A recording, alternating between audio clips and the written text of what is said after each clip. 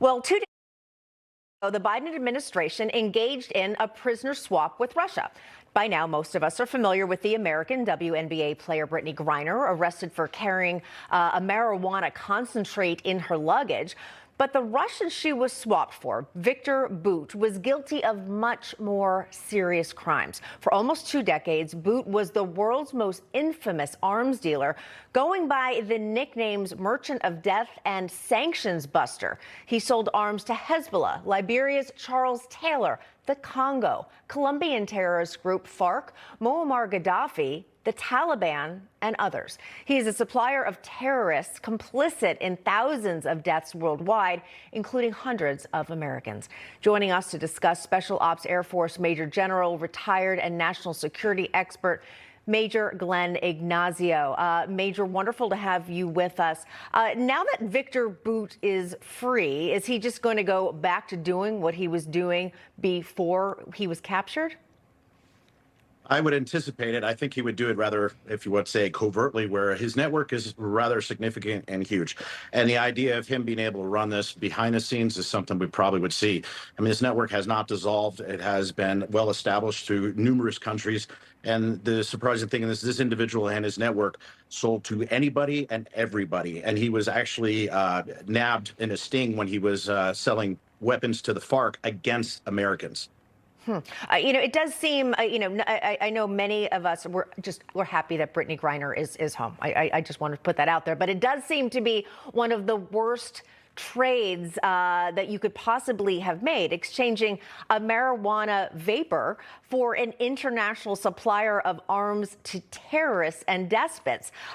It's hard to kind of wrap one's head around how that's an equal trade. What could be the reasoning there? Well, I agree completely with you. Yes, it is nice to have an American home, but at the same time, this American did break the law, right? And at the same time, you also have a Marine who has been in jail for 4 years with a trumped up charge that is still sitting there. So yes, the trade is unequal. It's like you paying $100,000 for a Mustang because, well, if you don't pay $100,000, you don't get a Mustang. So the idea of going forward with a individual like Bout against somebody like Griner, again, trying to get rid of the emotions, but it doesn't make sense. It is completely out of balance, and we've seen that from this administration. I mean, the other thing is you have a Marine veteran left behind. What happened a year and a half ago was everybody left behind in Afghanistan. So regardless of how the Biden administration wants to project this is not going well with the American people or the veterans in general because it's an out of balance trade. That's the only thing is I believe that it's a celebrity, it's a high visibility individual, and that's the reason why the Biden administration pressed forward. I want to have you listen to this because you were mentioning the administration. Take a listen. Brittany Griner is an American citizen who was being held unjustly. She was being held unjustly under intolerable circumstances. That was what was happening to Brittany Griner. And so that means something to the president. He believes, when you have an American passport, it means something. And so he wanted to do everything that he could to make sure that he brought her home. Of course, that's Karine Jean-Pierre saying that the president believes he needs to help Americans, but he seems so committed to helping Brittany Griner. And we shared some of the reasons why you think that could be. But also, this is, again, an American who we want safe.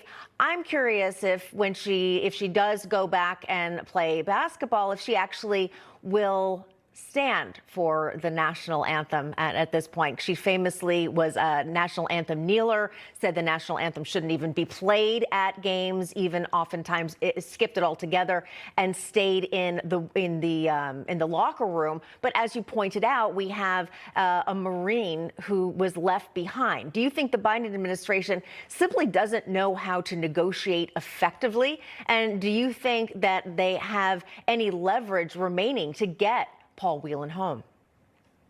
Great questions, and your comments have been exactly what I was about to say about the whole idea of you better be patriotic because this country just got you out. The other thing is again, Griner was charged and convicted of a crime, regardless if you think 9 years is too much. It's not the United States. In Russia, marijuana is illegal. She knew that. She's been there numerous times. So the idea that this happens and it's, an American passport, yes, but what about the Marine? Why was he left behind?